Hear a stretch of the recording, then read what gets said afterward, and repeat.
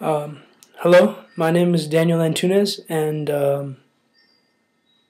I'm going to present my speech to you guys this way because last Wednesday we were all supposed to present, no, last Monday, and I wasn't ready because I procrastinated. And again on Wednesday when I was really supposed to present, I just ditched class because my speech was still not ready, and Mr. Fitzgerald wanted me to apologize to all of you, and so I'm sorry for not showing up to class and presenting my speech. But this presentation is supposed to not take away from class time, and that's why I'm doing it as a video log type thing. And I guess I'll continue. My speech is called Keep Moving Forward, and I'll present now. Overcoming an unexpected situation can and has proved to be very difficult. What specifically do you consider to be unexpected? Well, technically, something unexpected is something that is not likely to ever happen, but oftentimes these things do happen. I can honestly say that I've been faced with a couple of unexpected challenges that I never thought would happen to someone like myself. I mean, bad things only happen to bad people, right? False. Bad things happen to everyone and anyone. It could happen to you or to me, and most likely it has happened to both you and me. But don't get me wrong, these situations aren't always 100% bad. I strongly believe that everything that occurs, whether it be good or bad, happens for a reason. When one door closes, another one opens. I think I can speak for everyone else when I say that although this is true, sometimes we don't quite get over the fact that the first door closed, and we are hopelessly lost or desperate to find a solution that we do not even notice that maybe a brighter, better opportunity has been offered to us. For the most part, we eventually do notice and keep moving forward. And I guess that is the only true remedy to any problem, to keep moving forward. Eventually, time heals all wounds, and not only do we learn from our mistakes and accomplishments, but we also grow and mature from them. I do admit, though, that to keep moving forward, one needs to be strong-willed and not to mention determined. But even if you do have these qualities, you'll probably end up needing that extra little push that comes from support. This can come from many sources, but family is probably the single most important source of support to keep moving forward. Now, I'm not only talking about bloodlines and relatives, I'm also referring to friends, classmates, basically anyone that you can trust. I consider all of you to be like a family to me, the IB class of 2014.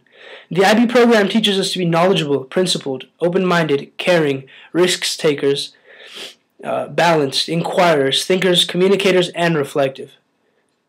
But quite honestly, how many of you could say you are all of these learner profiles without having had experiences in the IB program or in life? Let me be more specific.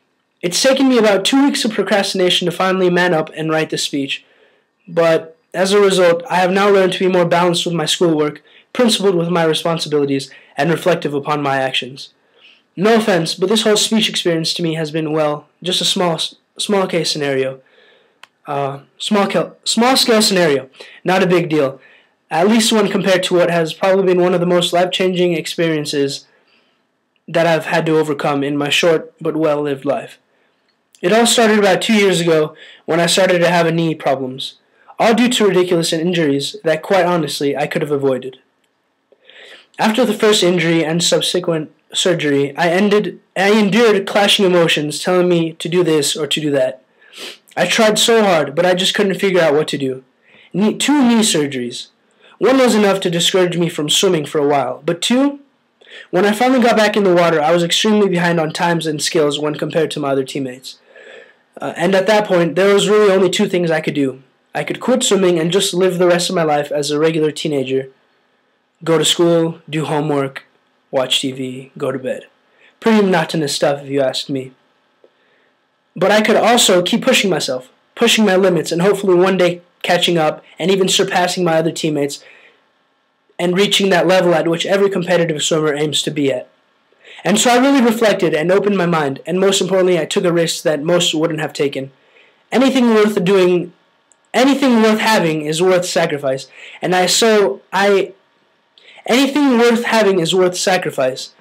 And so if I ever wanted to achieve that higher level of athleticism, I was going to have to give it my 200%. 100% to catch up, and the other 100% to reach my goals. As Robert Frost once wrote in his poem, The Road Not Taken, two roads diverged in a wood, and I took the one less traveled by, and that has made all the difference.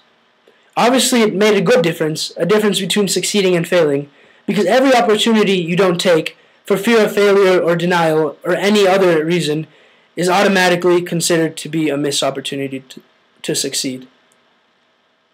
So basically what I'm trying to say is that although IB can tell us to be all these learner profiles, there's really no way to achieve them without our own personal experiences. And that is why I feel like we are a very unified class of IB students, because the experiences that I'm experiencing right this very minute, standing, well really sitting, before you, presenting my speech, all of you can relate specifically to. There are a lot of differences among us all, but being an IB, we can all relate to each other's struggles, accomplishments, and the single most important thing I've learned in the MYP, the will to always keep moving forward. Thank you. Oh, and I'll attach my PowerPoint with the pictures and stuff on it, so you can also take a look at that. Thank you very much, and again, I apologize for not presenting in class. This is pretty sweet. So, okay, bye.